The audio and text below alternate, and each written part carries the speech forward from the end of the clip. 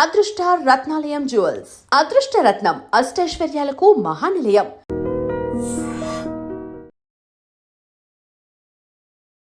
ఒక యాంకరు సంక్రాంతి కమ్మవాళ్ళ పండుగ, కమ్మవాళ్ళు చేసుకునే పండగ అని ఒక వీడియో చేశారు. దాని మీద చాలా కాంట్రవర్సీ నడుస్తుంది. ఆ యాంకర్ ఎవరో నా దగ్గరికి పంపిస్తే ఆ అమ్మాయి ఎప్పుడైనా గ్రామాల వైపుకి వెళ్ళి చూసి ఉండదు, గ్రామీణ వాతావరణం తెలిసి ఉండదు, తెలిసి ఉంటే ఇలా మాట్లాడదు, మిడిమిడి జ్ఞానంతో మాట్లాడదు. ఇలా మాట్లాడటం వల్ల ఏమవుతుందండి? స్త్రీ అనగానే ఒక చీరా జాకెట్టు కట్టుకున్న స్త్రీలు ఎవరు? ఆమెలో స్త్రీత్వం ఉంటేనే స్త్రీ. సత్వగుణ రజోగుణ తమో గుణాలు చక్కగా సరైన రేషియోలు ఉంచుకునేదే స్త్రీ. ఆ నిష్పత్తి చెడిపోతే దారి తప్పినట్టే. మరి ఆ పిల్లలందరూ అట్లాంటి తాగేసేసి తందనాలు ఆడేసేసి ఆ మైకంలో ఆ మత్తులో భార్యని చంపుతాడు, బిడ్డల్ని చంపుతాడు, తనని తాను కూడా చంపుకుంటాడే. ఇది తెలియదా? జోదం ఆడేవాడు ఎటువంటి పరిస్థితిలో ఉంటాడో కూడా నువ్వు ధర్మరాజు కథను చూసావు కదా. ఆ జోదం అనే మైకంలో పడి తన భార్యనే పణంగా పెట్టేశాడే. మరి ఇవన్నీ మనకి తెలిసిన కథలేగా మనం చూస్తున్నాం కదా సమాజంలో. మరి వాటిని ఏం సరి చేసుకుంటున్నాం మనం?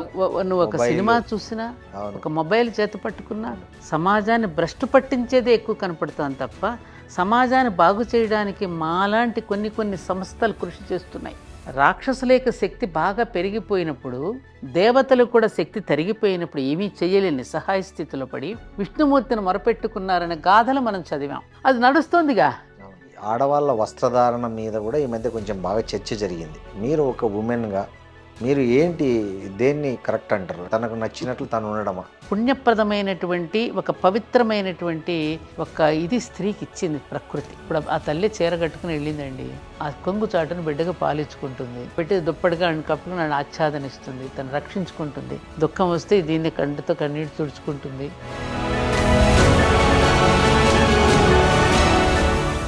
నువ్వెవడవరా నాకు చెప్పడానికంటే?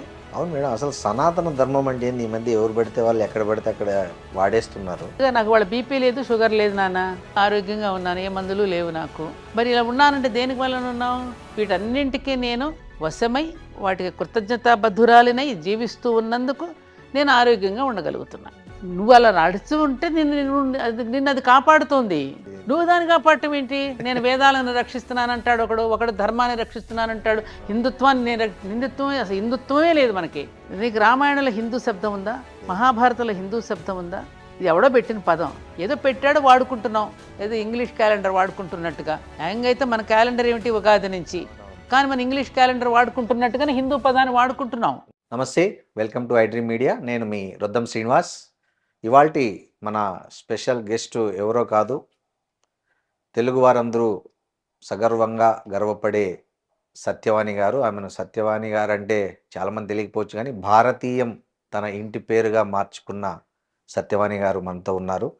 మాట్లాడదాం సత్యవాణి గారితో, అనేక విషయాలు మాట్లాడదాం. ఏఆర్ రెహమాన్ కాంట్రవర్సీ దగ్గర నుంచి ఇటీవల పండుగలు, సంస్కృతులకు కులాలను ఆపాదించడం వరకు అన్ని విషయాలపై చర్చిద్దాం. నమస్తే మేడం. నమస్కారం శ్రీనివాస్. ఎలా ఉన్నారు మేడం? బాగున్నానయ్యా. ఎలా ఉంది మీ గుడి? బాగుంది, చక్కగా నడుస్తుంది. ప్రశాంత మన గుడిలో ఏమిటంటే, అవును, వచ్చిన ప్రతి ఒక్కరూ ఒక ప్రశాంత సేద తీరడానికి వస్తారు. అవును, పూజలు వ్రతాల కంటే కూడా దానికన్నా ప్రాధాన్యత మనం వచ్చిన వాడు అదొక రెస్టారెంట్, మానసిక పరమైన ఒక రెస్టారెంట్. కరెక్ట్ అని చెప్పుకోవచ్చు. ధర్మపురిలో పూర్తి మనశ్శాంతి దొరికే ఒక ప్రదేశం ధర్మపురి ఆలయం. అంటే ఏమేమి గుళ్ళు ఉన్నాయి మేడం అక్కడ? అన్నీ ఉన్నాయి, సకల దేవతలు ఉన్నారు. ఓకే. సో అక్కడ సృష్టి నిర్వహణ చేసే, సృష్టి నిర్వహణలో ఏ దేవత ఏ పాత్ర పోషిస్తోందో ఆ పాత్రధారులు, సూత్రధారులు అంతా ఉన్నారు. గ్రేట్. జనరల్గా ఎవరు ఎక్కడ ఎక్కువ వస్తుంటారు మేడం? అంటే కొంతమంది ఇప్పుడు అంతకుముందు చిలుకూరు పాస్పోర్ట్లు అంటే వచ్చేది, అట్లాంటి నమ్మకాలు ఏమైనా ఇక్కడ గుళ్ళకు సంబంధించి కూడా ఉన్నాయా జనాల్లో, భక్తుల్లో? ముఖ్యంగా కళ్యాణ వెంకటేశ్వర స్వామి పేరు. ఓకే. అక్కడ పెళ్ళిళ్ళు చేసుకుంటే ఆ దాంపత్య జీవితం సుఖంగా ఉంటుందని నమ్మే వాళ్ళంతా వెంకటేశ్వర స్వామి సన్నిధిలో దండలు మార్చుకుంటారు వచ్చి. పెళ్ళి అయిన వాళ్ళు కూడా? పెళ్ళి అయిన వాళ్ళు మళ్ళీ 25 ప్రతి పెళ్లి రోజు వస్తారు. ఓహో. ప్రతి సంవత్సరం పెళ్లి రోజున వచ్చి ఆశీస్సులు తీసుకోవడం జరుగుతుంది. ఇకపోతే ఇంకా మెయిన్ ఏంటంటే అమ్మవారు, అయ్యవారు, పెద్దమ్మ, పెద్దయ్య. ఓకే. ఆ తల్లి ఎప్పుడో మనకు తెలియని కాలంలో, మనకెవరికి లెక్క తెలియని కాలం అది, అది పెద్ద నిర్జన ప్రదేశం, నిర్మానుష్యం. ఉమ్. ఒకే ఒక్క చెట్టు ఉండేది అక్కడ. దాన్ని దొంగల గుట్ట అనేవారట. బా. ఆ ఒకే ఒక్క చెట్టు ఇప్పటికీ నా దగ్గర ఫొటోస్ ఉన్నాయి. చుట్టూ ఏమీ లేదు, ఒక్క చెట్టే. ఉమ్. ఆ చెట్టు కింద రాయి, ఒక దీపము, పసుపు కుంకుమ మాత్రమే ఉండేది. ఓకే.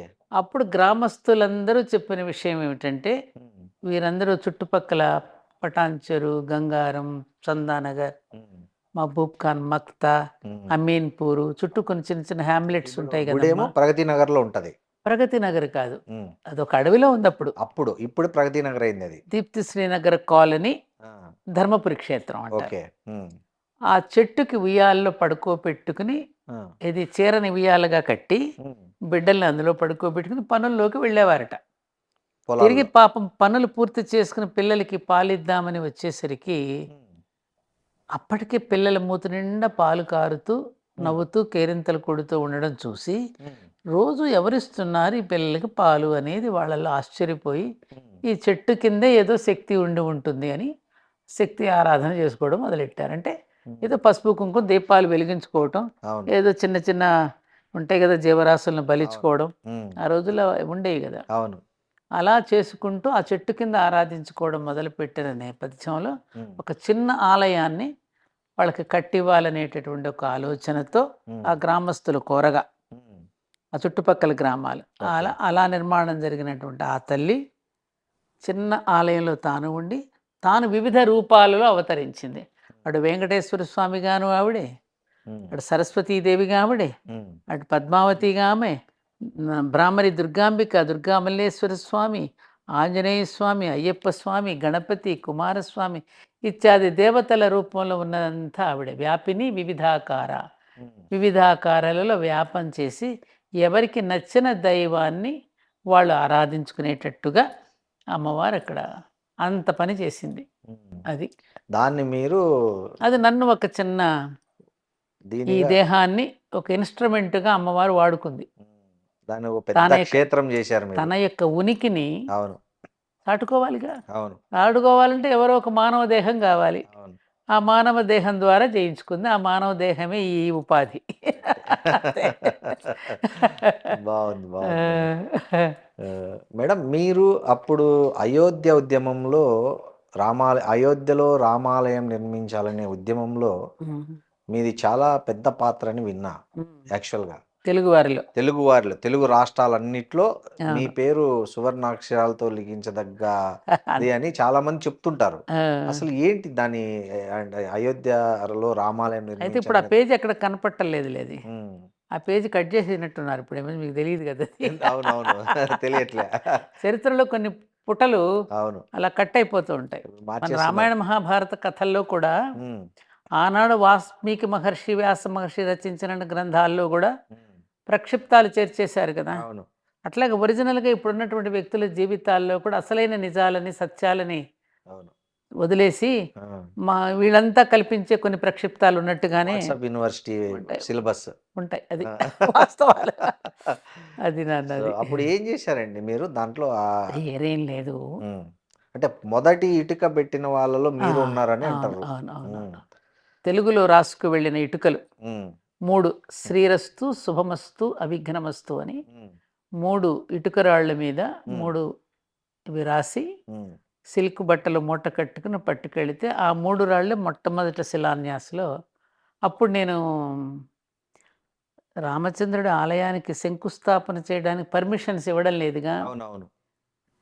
ఆ పర్మిషన్ ఇవ్వనప్పుడు నాకు చాలా రకరకాల ఆలోచనలు. ఉమ్. ఈ దేశం ఎవరిది? సార్వభౌముడు అంటే సర్వత్రా, భరతుడు. అంటే ప్రపంచాన్ని పరిపాలించింది రామచంద్రుడు. అవును. రామచంద్రుడు కదా పరిపాలించింది త్రేతాయుగంలో. సరే, భరతుడు పరిపాలించాడని భారతదేశం. భారతదేశం అని చెప్పి దాని మీద రకరకాలు ఉన్నాయిలేండి. ఈ సరస్వతి అంటే జ్ఞాన భూమి కాబట్టి భారతీదేవిగా, మన సరస్వతికి మరో పేరుంది కాబట్టి భారతీదేవి అంటే జ్ఞానవంతులు కాబట్టి భారతదేశం వచ్చిందనంటే ఎప్పుడు కూడా వెలుగులో రమించే దేశం కాబట్టి, అంటే జ్ఞానం అనే వెలుగులో.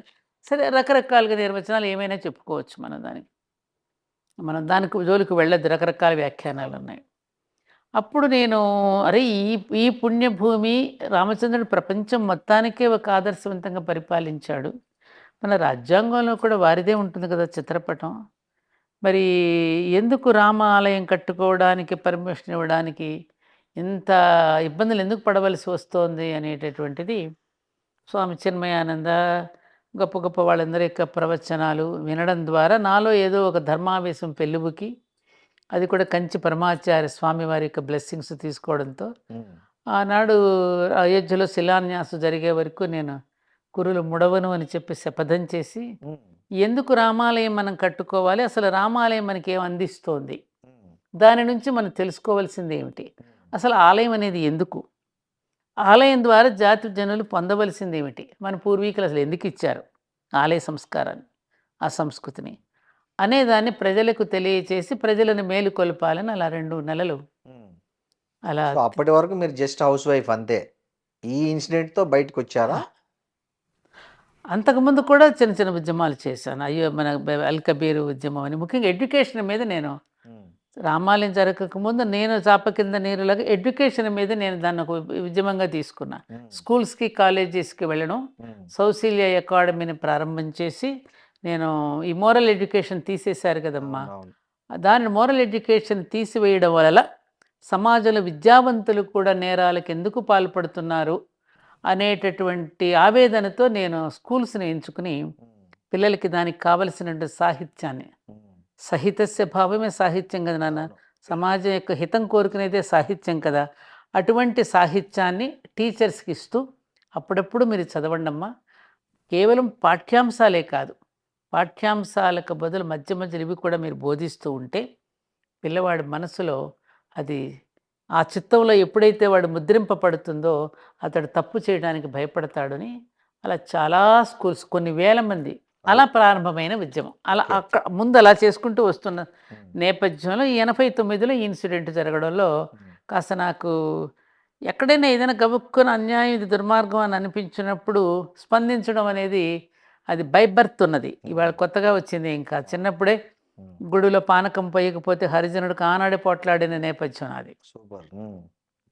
సో ఆ నేపథ్యంలో నేను ఈ దీంట్లోకి వెళ్ళడం, అక్కడికి వెళ్ళిన తర్వాత అక్కడ మొదటగా ఇటుకలు మా ఇద్దరినే కూర్చోబెట్టి శంకుస్థాపన, రాజమాత విజయరాజ సింధియా గారంతా మమ్మల్ని పక్కన కూర్చోబెట్టి మా చేత చేయించడం, మావారు నేను, అదొక మధురానుభూతి. అంటే అక్కడ దాకా ఎలా వెళ్ళారు? అప్పుడంతా చాలా పోలీస్ ప్రొటెక్షన్ అట్లా ఉండేది కదా. అది చాలా కళ్ళు గప్పి వెళ్ళాము. ఎలా? అవి పెద్ద అనుభూతులండి, చాలా ఉన్నాయి. అది మీకు ఈరోజు సరిపోదు, అదొక గ్రంథమే, అట్లా అది ఒక గ్రంథమే రాయొచ్చు. అంటే ఎలా కప్పు పోలీసులు కళ్ళు కప్పి అసలు ఏంటండి అది, ఆ రోజున ములాయం సింగ్ యాదవ్ గారు చీఫ్ మినిస్టర్గా ఉన్నప్పుడు కందకాలు తవ్వించేసి సైకిల్ కూడా వెళ్ళనివ్వకుండా చేశారుగా, సైకిల్ కూడా వెళ్ళనివ్వకుండా చేసి ఎక్కడికక్కడ పవర్ ఫెన్సింగ్స్ పెట్టేశారు, ముట్టుకుంటే షాక్ కొట్టేట్టు. అలాంటి సిచ్యువేషన్లో చేరుకోగలిగాం. అదే ఎలా చాలా స్ట్రాటజికల్గా చాలా నాగ్గా చేరుకుని లోపలికి ఎంటర్. సారు ఆర్మీ కాబట్టి ఆయన అక్కడ ఉపయోగపడ్డా మీకు? అట్లా ఏం ఉపయోగపడలేదండి, ఆయన ఆర్మీ ఆఫీసర్, ఆయన కూడా ధైర్యంతో వచ్చారు. అవును, ఆయన అక్కడికి, ఆర్మీ అంటే సివిల్ ఇంజనీర్ కదండి, ఆర్మీ అంటే వీళ్ళకి డ్రెస్ అది ఏమి ఉండదు, సివిల్ సైడ్. అవును. సో ఆ విధంగా మేము చేరుకోగలిగాం. నేను శివచైతన్య గారని ఇప్పటికి మంగళగిరిలో వారి ఆశ్రమం ఉంది, మాతాజీ, ఆమె నాకు తోడున్నారు, నాతో పాటు ఇంకో 15 మంది ఉన్నారు, అందరం కలిసి అక్కడికి సో చేరుకున్నాం. అప్పుడు తెలుగు రాష్ట్రాలంటే ఉమ్మడి ఏపీ నుంచి వెళ్ళింది మీరే అప్పట్లో. సార్ ఇక్కడ తెలంగాణ సో నుంచి మీరు వచ్చారు ఇటుకలు మా రెడీగా పెట్టుకున్నారు లేడీస్లో. చేయడానికి, పూజ చేయడానికి? మా తమ్ముడికి ఇటుకల ఫ్యాక్టరీ ఉండేది రాజమండ్రిలో, ఆ, అతని దగ్గర ఇటుకలు తెచ్చుకున్నా. ఆహా, ఓకే. అది ఓకే. సో ప్లానెడ్ గానే ఇటుకలు తెచ్చుకొని మూటలో కట్టుకొని పోయారు, అంతే. అదేదో లగేజ్ లాగా ఎత్తుకెళ్ళారు. లగేజ్ లాగా. సో అప్పుడు మీరు ఇటుక లేకపోతే అక్కడ అది చేయడానికి వాళ్ళు అక్కడ ముందు అక్కడ లేదండి, ఆ? ఇటుకలు ఎన్ని వచ్చినాయి అనుకున్నారు అక్కడికి, నేను పట్టుకెళ్ళి 3 నేను పట్టుకెళ్ళి ప్రథమం అయింది. ఆ, అటు జాంబియా నుంచి కానీ, మన ఉగాండా, మన ఆఫ్రికన్ కంట్రీస్ నుంచి, అమెరికా దేశాల నుంచి, సింగపూర్, అన్ని దేశాల 128 దేశాల నుండి ఇటుకలు వచ్చాయి. బా. ఆ, ఒక దేశం నుంచి దేశం పేరు సడన్గా గుర్తురావడం లేదు, యజ్ఞం చేసి, ఎన్నో యజ్ఞాలు చేసి, ఆ యజ్ఞంలో వచ్చిన భస్మం ఉంటుంది, అవును. ఆ భస్మంతో ఇటుకలు తయారు చేశారు. ఓ, ఆ ఇటుకలు కూడా ఉన్నాయి ఇంకా అక్కడ అయోధ్యలో, ఓకే. ఆ ఇటుకలు కూడా మంచినాయి. అప్పటికే కొన్ని లక్షల ఇటుకలు వచ్చేసాయి అక్కడికి. ఇంటింటికి ఒక ఇటుకని పెట్టారు కదా అవును, అప్పుడు. అవును, అవును. ఆ ఇంటింటికి అంటే ఇది హిందువుల యొక్క మానస మందిరం కావాలని కదా అప్పుడు. అవును. ఎందుకనంటే అప్పుడప్పుడే మనకి రామానంద సాగర్ గారి రామాయణం సీరియల్ వస్తుంది ఆ అవును. రోజుల్లో. అవును.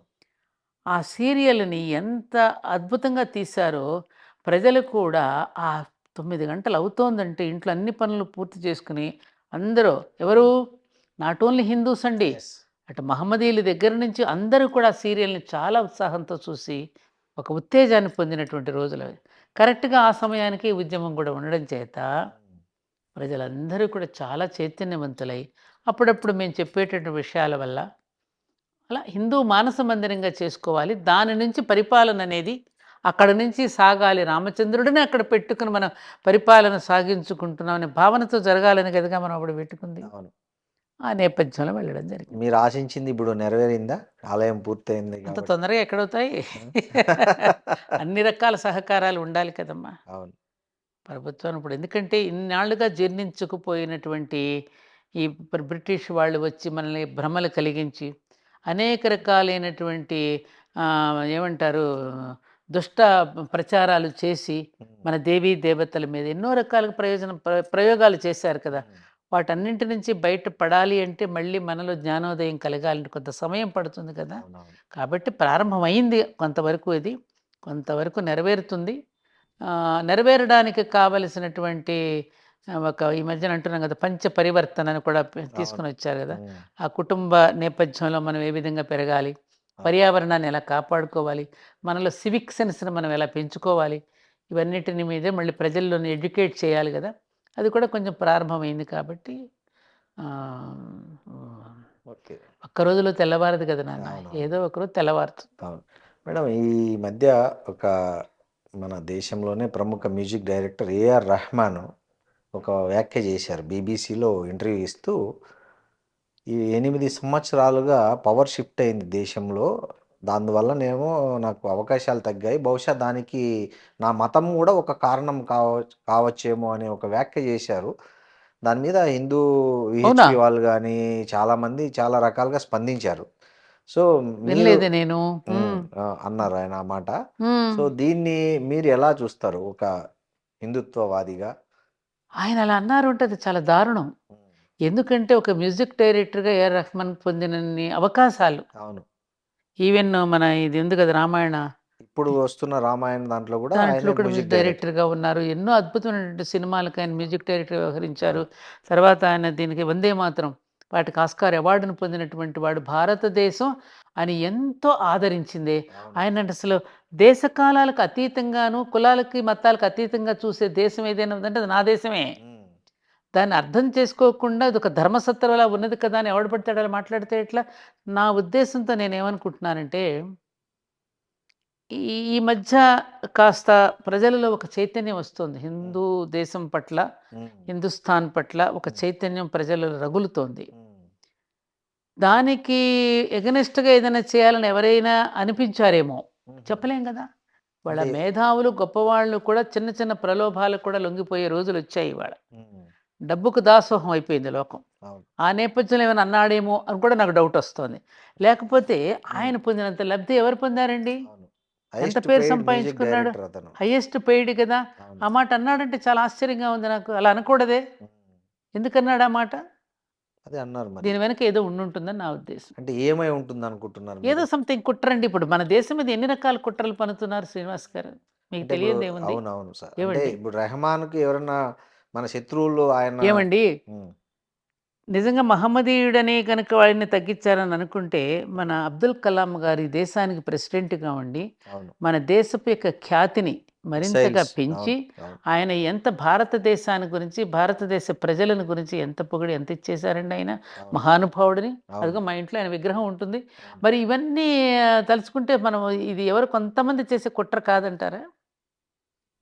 ఎంతమంది, అదే ఎంతమంది ఫ్రస్ట్రేషన్‌లో ఉన్నారు. గొప్పవాళ్ళని ఈ దేశం హక్కును చేర్చుకో అదెంత ఎందుకంటే తస్లీమా నస్రీన్ హ్మ్. 'లజ్జ' అనేటువంటి పుస్తకం రాస్తే అవునవునవును. ఆమెను బంగ్లాదేశ్ బహిష్కరిచ్ నుంచి బహిష్కరించారు. బహిష్కరిస్తే ఏ దేశం ఆశ్రయం ఇచ్చిందండి ఆవిడకి? ఇండియా. నా దేశం కదా ఆశ్రయం అవును. ఇచ్చింది. అవును. ఎంతమందిని నా దేశం కడుపులో పెట్టుకుందండి? మొన్నటికి మొన్న ఎన్ని ఆమె రకాల కుట్రలు పన్నినా, ఎన్ని రకాల దాడులు చేసినా, ఆ అమ్మవారు గనక రాక్షసులను సంహరించి మళ్ళీ తన మెడలోనే వేసుకున్నట్టుగా ఏవండీ? అవును. మళ్ళీ వాళ్ళందరిని స్వీకరించింది నా దేశం కాదా? అవును.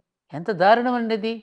కాబట్టి ఇటువంటి వాటిని తప్పకుండా ప్రతి నన్ను అడిగితే హిందువులు ప్రతిఘటించడం కాదు, మహమ్మదీయుల విషయాన్ని ప్రతిఘటించి అతను నోరు మూయించాలి. ఏమిట్రా ఇలా మాట్లాడుతున్నావు, మన దేశం మనకు కావాలనుకు మనం పోతే కూడా మిగిలిన వాళ్ళకు కూడా ఆశ్రయం ఇచ్చి, ఉద్యోగాలు కల్పించి, చదువులు చెప్పించి, మన ప్రత్యేకంగా రాయితీలు ఇచ్చి, మైనారిటీస్ పేరు మీద ఇంత ఇచ్చి మనకి ఈ దేశం ఆదుకుంటూ ఉంటే మీరు ఇలాంటి మాటలు మాట్లాడి మేము కూడా జీవించడానికి కావలసినటువంటి ఇబ్బందులు కలిగించే పరిస్థితులు ఎందుకు తీసుకొస్తున్నారు మీరని వీళ్ళే కోప్పడాలి వాళ్ళని. కాదంటారా? కరెక్ట్. బుద్ధున్న వాళ్ళైతే, ఎందుకంటే వాళ్ళలోని మేధావులు ఉన్నారు, వాళ్ళలోని మంచి వాళ్ళు ఉన్నారు. ఆ మంచి వాళ్ళంతా కలిసి ఇట్లాంటి చెడ్డ పనులు చేసే వాళ్ళని నోరు మూయించాలండి. అది ఏ మతం వారైనా, ఏ మతం వారైనా, ఏ yes, మతం ఆ వాడైనా మతం వాళ్ళే స్పందించాలి. స్పందించాలి. హిందువులైనా, ముస్లింలైనా, క్రైస్తవులైనా. వీళ్ళు కూర్చుని రే మన మధ్యన ఇట్లా చిచ్చు పెట్టడానికి వీళ్ళు ప్రయత్నం చేస్తున్నారు. అవును. హిందూ సోదరులారా, మహమ్మదీ సోదరులారా, మనమందరం కలిసి ఉంటే వీళ్ళు ఎవర్రా నోరు మోస్తారు, వీళ్ళన్నీ కుట్ర పన్నుతున్నారు మన మీద, మనం నమ్మకూడదు ఇలాంటి విషయాలని వీళ్ళే బుద్ధి చెప్తే వీళ్ళు ఇంకొకళ్ళు ఇలాంటి మాటలు మాట్లాడు. ఏదైనా విషయం వస్తే మాట్లాడితే జై భీమ్ అంటాడు ఇంకొకడు, అంబేద్కర్ని ఎత్తుకుంటాడు, ఒకడు ఇంకొకడిని ఎత్తుకుంటాడు. ఏంటండి ఇది? ఎక్కడ పోతున్నాం మనం? ఒకవైపు ఏమో గ్లోబలైజేషన్ అంటావా, ప్రపంచీకరణ అంటున్నావు, విశాలమైనటువంటి ఆలోచనలు అంటున్నారు, మరి మాటలు చూస్తేనేమో కుంచుకుపోయి మాట్లాడుతున్నారు. సంకుచిత బుద్ధితో ఆలోచనలు పెరుగుతున్నాయి. ఏంటి చదువుకున్నాం మనం? ఎంత దారుణం అండి ఇది. అవును. కాబట్టి ఏఆర్ రెహమాన్ కనుక మాట్లాడి ఉంటే అది చాలా తప్పుడు మాట మాట్లాడాడు, అతను వెనక్కి తీసుకోవాలి విషయం. అదే తప్పుగా అర్థం చేసుకున్నారు నా వ్యాఖ్యలు అని చెప్తున్నాడు తర్వాత ఏమైనా మాట్లాడతారు, ముందు వదిలేస్తారు, తర్వాత తప్పుగా అర్థం చేసుకున్నారంటే. అలా మాట్లాడి ఉంటే మాత్రం, నేను వినలేదు కాబట్టి మీరు అంటున్నారని నేను చెప్తున్నా, అలా మాట్లాడి ఉంటే మాత్రం చాలా దారుణం. అతన్ని దేశం చాలా గౌరవించింది, అతని పాటల మ్యూజిక్ని అభిమానించింది, అతనికి చాలా కోట్ల డబ్బులు రావడానికి, ప్రజల డబ్బు కాదా ఏమండి? ఒక యాక్టర్ సంపాదిస్తున్నాడు అంటే కొన్ని కోట్లాను రూపాయలు ఎవరి డబ్బు అండి అది? ప్రజలు అభిమానించి టికెట్ కొనుక్కుంటే కదా వీళ్ళకి డబ్బులు వచ్చింది. ఆ ప్రజలకు రుణపడి లేరా వీళ్ళు? ఆ ప్రజలందరూ వీడు ముస్లిమా, వీడు హిందువా, వీడు క్రైస్తవుడా అని సినిమాలు చూస్తున్నారా? జేసుదాస్ గారండి, నేను నిజంగా ఆయన ఎక్కడన్నా కనపడితే పాదాల మీద పడిపోదామని ఉంటుంది నాకు. జేసుదాస్ గారు ఎంత అభిమానిస్తున్నాం, ఎంత గౌరవిస్తున్నాం, ఎంత చక్కని పాటలు పాడుతుంటే ఎంత ఎందుకండి ఇలాంటి సంకుచితంతో ఆలోచిస్తున్నారు వీళ్ళు? కాబట్టి దీని అంతటికీ ఏం లేదండి, ప్రజలు కూడా కుంచుకుపోకుండా, సంకుచిత తత్వంతో ఆలోచించకుండా, ప్రజలకు కూడా ఆలోచనాపరులై ఇటువంటి మాటలు తిప్పికొట్టాలి. ఎవరు? ఆ మతాల ప్రజలే తిప్పికొట్టినప్పుడు వీళ్ళకి బుద్ధి వస్తుంది. అరే మన వాళ్ళే మనల్ని వ్యతిరేకిస్తున్నారు. ఎందుకంటే ఒకప్పుడు అండి, ఒక కులంలో కానీ ఒక మతంలో కానీ తప్పు చేస్తే వాళ్ళని బహిష్కరించేవారు. అవును. ఇవాళ అది లేదు. ఊరిలో కూడా ఎవరైనా తప్పు చేస్తే బహిష్కరణ జరిగేది. ఊరి పెద్దలందరూ కూర్చుని దానికి ఒక పంచాయతీ పెట్టుకుని తప్పు చేస్తే కులానికి చెడ్డ పేరు తెచ్చినా, గ్రామానికి చెడ్డ పేరు తెచ్చినా, దేశానికి చెడ్డ పేరు తెచ్చినా బహిష్కరించేవారు. వాళ్ళు కోప్పడేవాడు లేడండి, మందలించేవాడు లేడండి. ఎవడిష్టం వాడు మాట్లాడేయచ్చు. అందులో సోషల్ మీడియా వచ్చింది, ఎవడిష్టం వచ్చిన వాడు వాగేయచ్చు, ఏది పడితే అది మాట్లాడేయచ్చు. ఈ పద్ధతి చాలా తప్పండి, చాలా తప్పు. మేడం, ఇట్లాంటిది ఇంకో కాంట్రవర్సీ. ఈ మధ్య ఒక యాంకరు సంక్రాంతి కమ్మవాళ్ళ పండుగ, కమ్మవాళ్ళు చేసుకునే పండగ అని ఒక వీడియో చేశారు. దాని మీద చాలా కాంట్రవర్సీ నడుస్తుంది. అవునా? ఇవన్నీ నేను చూడను కదండి, నాకు తెలియవు ఇవన్నీ. అవును. అంటే నిజంగా ఈ పండుగలు ఇట్లాంటివి అనేవి కొన్ని కులాలకు సంబంధించినవా, లేకపోతే మొత్తం అందరూ కలిసి చేసుకునేవా? ఆ యాంకర్ ఎవరైనా నా దగ్గరికి పంపిస్తే కూర్చోబెట్టి చెప్తా. దానికి గ్రామం వైపుకి ఇప్పుడు అసలు చూసిందా? సంక్రాంతి పండుగ వస్తే అన్ని కులాల వాళ్ళు కలిసి చేసుకునే పండుగ. అవును. ఆ అమ్మాయి ఎప్పుడైనా గ్రామాల వైపుకి వెళ్ళి చూసి ఉండదు, గ్రామీణ వాతావరణం తెలిసి ఉండదు. ఏమండి, తెలిసి ఉంటే ఇలా మాట్లాడదు. అన్ని కులాల వాళ్ళు కలిసి చేసుకునే పండుగే సంక్రాంతి పండుగ. మన ఇంటికి ధాన్యం వస్తుంది అంటే ఆ ధాన్యం రావటానికి అందరి కృషి ఉంటుంది దానిలో. నాట్లు వేసేవాడి దగ్గర నుంచి దున్నేవాడి దగ్గర నుంచి, నాట్లు వేసేవాడు, కోసేవాడు, తూర్పారు పట్టేవాడు, పంట తెచ్చేవాడు, మళ్ళీ బియ్యాన్ని మిల్లులు ఆడించేవాడు, దంచేవాడు, వండేవాడు, పంచేవాడు, ఇంతమంది కృషి చేస్తే ఉంటుందని ఆ కృతజ్ఞతతోని గ్రామం అంతా కలిసి భోజనం చేసేటటువంటి పండుగ సంక్రాంతి పండుగ. దాన్ని ఆ విధంగా మాట్లాడిందంటే చెప్తున్నా కదండి, ఈ మధ్యన మీడియా మా ఎవరు గురువుగారు చెప్పిన బొడ్డు ఓడని వాడు కూడా మాట్లాడుతున్నాడు, మిడిమిడి జ్ఞానంతో మాట్లాడుతున్నారు. ఇలా మాట్లాడటం వల్ల ఏమవుతుందండి, ఇప్పటికే ఒక కులం మీద కావలసినంత ద్వేషాన్ని పెంచేశారు. అవును, బాగా. అవును. బాగా పెంచేశారు. ఉమ్. ఇప్పుడు చాలామంది వాళ్ళ వాళ్ళ పరిషత్తుల్లో వాళ్ళు మాట్లాడుకుంటుంటే వాళ్ళని ఏమనడలా, అవును. వీళ్ళు మాట్లాడుకుంటే మాత్రం కామెంట్ పెడుతున్నారు. కారణం ఏమిటి? ద్వేషం. ఎందుకు ఆ ద్వేషం? ఇట్లాంటి వ్యాఖ్యల వల్లనే. ఏమండి, ఎందుకు ఇట్లాంటి వ్యాఖ్యలు చేస్తే ద్వేషం పెరగదు మరి? అంతే కదా. ఎందుకని? వాళ్ళు ఏం చేశారని? ఉమ్. సంపద పెంచడం తప్ప, ఉద్యోగాలు కల్పించడం తప్ప, ఏమండి, పాడి పంటలు అభివృద్ధి చేయడం తప్ప, ఇండివిజువల్గా ఎవరికి వాడు స్వాభిమానంతో బ్రతకడం తప్ప, చెప్పండి. అందుకని ఈ ద్వేషం, ఈ అసూయ, ఈ చుప్పనాత్తనాలు మానుకుంటే అందరూ విశాలంగా ఆలోచించగలిగే శక్తి కనుక వాళ్ళలో ఉంటే ఇట్లాంటి వ్యాఖ్యలు రావు. కాబట్టి ఇలాంటి మాట్లాడే వాళ్ళందరికీ ప్రజలందరూ కలిసి నోరు మూయించాలి. సో ఇందాక ఒక మాట అన్నారు, ఆ యాంకర్ నా దగ్గరికి వస్తే ఏం చేస్తారు అంటున్నారు. నేనా? నోరు మూయిస్తానండి. ఓకే. నోరు మూయిస్తాను, సమాధానం చెప్పి నోరు మూయిస్తాను. ఓకే మేడం, ఇంకోటి ఈ మధ్య సోషల్ మీడియా కూడా అన్నారు కదా, అట్లనే మీడియా కూడా ఈ మధ్య వ్యక్తిగతమైన విషయాల పట్ల ఫోకస్ బాగా పెంచింది. ఐ మీన్ పెద్ద మీడియా నుంచి సోషల్ మీడియా వరకు, ముఖ్యంగా లేడీస్ను టార్గెట్ చేస్తూ సోషల్ మీడియాలో క్యారెక్టర్ ఎందుకండి మర్చిపోయి, మీరు ఇప్పుడు మీరు అన్నారు కాబట్టి గుర్తొచ్చింది నాకు.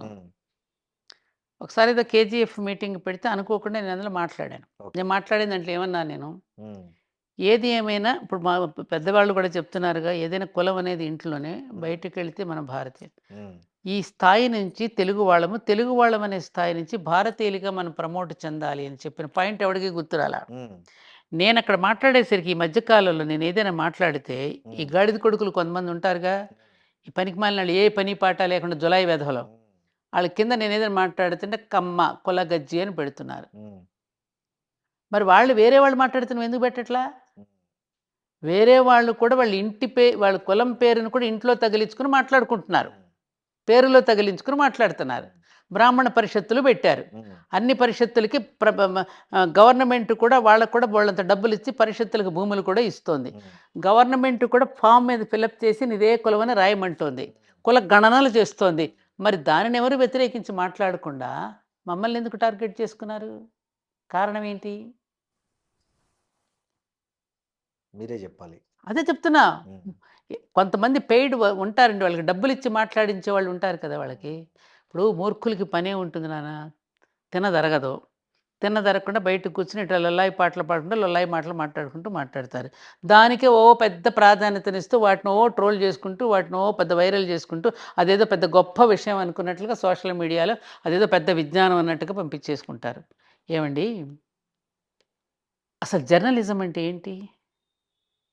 నేను ఎప్పుడే ఒక మాట చెప్తా. నారద మహర్షి ఎవరు? ఫస్ట్ జర్నలిస్ట్ ఎవరు? నారదుడు. ఆయన ఏం చేశాడు? అక్కడ విషయాన్ని ఇక్కడ విషయాన్ని పరిశీలించి లోక కళ్యాణం కోసం పాటుపడ్డాడు. కలహభోజనుడు కాదు ఆయన. లోక కళ్యాణం కోసం దాన్ని సరిదిద్దడానికి, గర్భభంగం చేయడానికి, మళ్ళీ వాళ్ళ పరివర్తన తేవడానికి చేసింది నారద మహర్షి. అంతే కదా? అంతే. అది ఎవరికీ గుర్తుండదు. దానికి ప్రతీకలు ఎవరండి? జర్నలిస్టులేగా. అంతే కదా. జర్నలిస్టులు చేయవలసిందేంటి? ప్రజలకు పనికొచ్చే సమాచారాన్ని, అంతేనా? మేధస్సును భ్రష్టు పట్టించడానికా, మేధస్సును రగిలించడానికా జర్నలిజం? మేధస్సును భ్రష్టు పట్టించడానికా, రగిలించడానికా? మరి ఏం జరుగుతోంది ఇప్పుడు? ఇష్టానుసారంగా స్త్రీల మీద ఎన్ని రకాల జోక్స్, వెకిలి జోక్స్, వాళ్ళని ఇష్టం వచ్చినట్టు మాట్లాడటం. అందరు స్త్రీలు ఒక రకంగా ఉంటారా? స్త్రీలలో కూడా ఎన్ని రకాల జాతులు ఉన్నాయి కదండి. శూర్పణఖ జాతి ఉంటుంది, సీతమ్మ జాతి ఉంటుంది, అందరూ ఉంటారు, అన్ని రకాల వాళ్ళు ఉంటారు. స్త్రీ అనగానే ఒక చీరా జాకెట్ కట్టుకున్న స్త్రీలు ఎవరు? అవును, స్త్రీత్వం ఉంటేనే స్త్రీ. సత్వగుణ, రజోగుణ, తమో గుణాలు చక్కగా సరైన రేషియోలో ఉంచుకునేదే స్త్రీ. ఆ నిష్పత్తి చెడిపోతే దారి తప్పినట్టే కదా. మరి అట్లాంటిది అన్ని పెట్టుకుని అనవసరంగా వాళ్ళ మీద క్యారెక్టర్ అసాసినేషన్స్ చేయడం, పెద్ద పెద్ద వాళ్ళ మీద ఏదో ఒక విధంగా వాళ్ళని మానసికంగా వాళ్ళని కుంగదీసి, ఈ మధ్యన ఒక ఐఏఎస్ ఆఫీసర్ గతను విన్నాను. ఎంత బాధపడ్డానంటే నేను ఆ విషయం చూసి, పాపం ఆవిడ ఆత్మహత్యకు కూడా పాల్పడిపోయేంత మానసికంగా కుంగిపోయింది అంటే అది ఎంత పాపం అండి. శ్రీనివాస్ ఒక్కటి చెప్తున్నా మీ ముందుగానే, ఈ దేశం ఇలా కుంచుకుపోవడానికి ఇన్ని సంవత్సరాలుగా ఈ దేశం ఎప్పుడైతే స్త్రీని అవమానపరచడం మొదలుపెట్టిందో అయ్యా, ఈ దేశం అధోగతి పాలవడానికి కారణం అది కారణం. తెలుసుకోండి ఎప్పటికైనా. ఎప్పుడు కూడా యుద్ధాలు వచ్చింది. సీతమ్మను అవమానపరిచినప్పుడు యుద్ధం వచ్చింది. ద్రౌపదిని అవమానపరిచినప్పుడు యుద్ధం వచ్చింది. ఈ దేశం స్త్రీని ఎప్పుడైతే అవమానపరుస్తుందో, ఆవిడ కన్నీరు ఈ భూమి మీద ఎప్పుడైతే పడేటట్టు చేస్తుందో, అప్పుడు ఏ దేశం కూడా పైకి రాదు. ఏ దేశం కూడా పైకి రాదు. తప్పు చేసిన గాడిదనేమో వదిలేస్తారా? ఆవిడని పట్టుకుని మీరు వేధిస్తారా? ఇది ఎంతవరకు కరెక్ట్ అండి? ఎన్ని అవమానాలు భరిస్తూ వస్తుందండి అనాది నుంచి స్త్రీ? అంత పురుషాహంకారమా? పురుషులు తప్పులు చేయడంలా? బోలెడు. ఎందుకండి నేను సోషల్ మీడియాలో గాంధీ గారి దగ్గర నుంచి, నెహ్రూ గారి దగ్గర నుంచి, ఇందిరాగాంధీ దగ్గర అందరి మీద ఏదైనా విషయం ఉంటే కూర్చొని డిస్కస్ చేసుకోండి మీరు. అవును. పార్టీ పరంగా డిస్కస్ చేసుకోండి, పాలనా పరంగా డిస్కస్ చేసుకోండి. ప్రజలకి ఏ రకమైనటువంటి అవకాశాలు మనం ఇవ్వగలుగుతామో, వాళ్ళని ఏ విధంగా పరిపాలించగలుగుతామో, ఎటువంటి కార్యక్రమాలు పెడితే ప్రజలు అభివృద్ధి పదంలో నడుస్తారనే మాటలు పోయినాయి. ఎంత మట్టుకు ఈ విషయాలేనా? ఏ సోషల్ మీడియా చూసిన ఇటువంటి దరిద్రపు విషయాల మీద డిస్కషన్స్ నడుస్తున్నాయి తప్ప, అసలు పాలనా పరంగా ఒక్క మంచి డిస్కషన్ ఉందా అండి? లేదు. అటు అసెంబ్లీలోనూ చర్చలకు రానివ్వటం లేదు, అటు పార్లమెంట్లోనూ చర్చలకు రావడం లేదు. మీడియాలో చూస్తే కూడా ఇటువంటివే కనిపిస్తున్నాయి. మరి ఎవరండి? అక్కడక్కడ మేధావులైనటువంటి వాళ్ళు పాపం అవన్నీ పట్టించుకోకుండా ఇంకా కొంత మంచిని పెంచడానికి ప్రయత్నం చేస్తున్నాం కాబట్టి ఈ మాత్రం ఉంది. కాదంటారా? నిజమే. మీరు ఒక మహిళా పార్టీ కూడా పెట్టాలని ఆలోచించినట్లు పెట్టాలని నాకు లేదు. పెట్టమని ఒక మహాతల్లి నాకు సూచన చేసింది. మనమే పెడదాం మహిళా పార్టీ, 30% పురుషులకే ఇద్దాం, ఎందుకు పెట్టకూడదు మీరు అని ఒక పెద్ద ఆవిడ సూచన చేసింది నాకు. పురుషులకి ఇద్దామంటే మనమే ఇద్దాం వాడికి. ఎప్పుడు ఇంట్లో వడ్డించేది కూడా ఈవిడే కదా, చెయ్యి మనదే కదా ఇంట్లో కూడా. స్త్రీదే కదండి పై చేయి. స్త్రీయే ఎప్పుడు యజమానురాలు. ఇప్పుడు ఇప్పుడు ప్రస్తుతం నడుస్తున్నదంతా మాతృస్వామ్యం పితృస్వామ్యం కాదు. ఇప్పుడు తల్లులు చెప్తేనే పిల్లలు వినేటటువంటి పరిస్థితి కదండి. భర్త అయితే భార్య చెప్తేనే వింటాడు స్నేహపూర్వకంగా. అంటే నేను అనేది ఏంటంటే అండి, ఏ విషయంలోనూ ఆవిడ దేనికి తక్కువ కాదని నిరూపిస్తోంది. అవునా? పురుషుడికి కూడా సమర్థవంతుడిని చేసేది కూడా స్త్రీయే కాబట్టి అన్ని పనులు నేను చేసుకొస్తున్నాను, నిన్ను ఒక సమర్థుడిగా తయారు చేసి సమాజానికి పంపిస్తోంది స్త్రీ. సౌశీల్యం స్త్రీ అయితే సామర్థ్యం పురుషుడిదండి. ఈ సౌశీల్యానికి సామర్థ్యానికి కలిగే సంతానమే వివేకం. ఈ సౌశీల్యం సామర్థ్యం కలిసి వివేకం పుడుతుంది. ఇవాళ లేదు కాదు కదా. కాబట్టి వాడు సమర్థుడు కానప్పుడు తాను బయటికి ఇప్పుడు మీరు చూడండి, చాలామంది కుటుంబాల్లో పాపం పురుషులు కొంత నెమ్మదిగా ఉంటారు, వాళ్ళు ఆ సామర్థ్యం అంత కనపడకపోవచ్చు. అప్పుడు స్త్రీ ఏం చేస్తుంది? ఆ రోల్ తను తీసుకుని పడినప్పుడు, బండి నడుస్తుంటే 2 ఎద్దులు ఉంటాయి నాన్న. కుటుంబం అనే బండికి 2 ఎద్దులు. ఒక ఎద్దు వీక్ అయితే రెండో ఎద్దు నడుపుతుంది బండిని కాదా? అలాగే సంసారంలో కూడా పురుషుడు అసమర్థుడైనప్పుడు, అనారోగ్యవంతుడైనప్పుడు, అనారోగ్యవంతుడైనప్పుడు ఆ బండిని స్త్రీ నడుపుతుందా లేదా? ఎంతోమందిని చూస్తున్నారండి. మా ఇంట్లోనే ఉంది ఒక అమ్మాయి పాపం. మా ఇంట్లో మా పరిచారిక విపరీతంగా భర్త తాగి వచ్చేవాడు, నాన్నగా వచ్చేవాడు. మరి బిడ్డల్ని పోషించుకోవడానికి మరి అమ్మాయి నానా కష్టాలు పడుతోంది. అలా హాస్పిటల్స్లో చాలామంది నేను ఈ స్వీపర్స్ని వీళ్ళని చూసి నేను ఇంటర్వ్యూ చేస్తే వాళ్ళ కష్టాలు చెప్తే, ఏం చేస్తామమ్మా, తాగొచ్చి కొడుతుంటాడు, వాడి పిల్లల్ని నేను పోషించుకోవాలి కదమ్మా, వాడు వస్తే వాడు ఇంకెవరితోనే వేసుకుపోతే నేను వచ్చి బిడ్డల కోసం ఈ పని చేస్తున్నానమ్మా అని. ఎంతమంది స్త్రీలు, 100 మంది లేరండి, 1000 మంది లేరండి అలాంటి స్త్రీలు. కానీ మేడం ఈ మధ్య కొంచెం స్త్రీలే చంపడం మొదలు పెట్టారు. ఒక ట్రెండ్ కొత్తగా అనిపిస్తుంది. ఇది ముందు కూడా ఉన్నా మీకు తెలిసి? ఏమండి, అక్కడక్కడక్కడ కొన్ని సంఘటనలు జరుగుతూ ఉండొచ్చు. డ్రమ్ముల్లో కుక్కేయడము, కుక్కర్లో కుక్కే తప్పు. అట్లా పురుషులు స్త్రీలను అలా పెద్ద పెద్ద పురుషులు కూడా స్త్రీలను మంటల్లోకి తోసేసి చంపేసిన పురుషులు ఉన్నారు.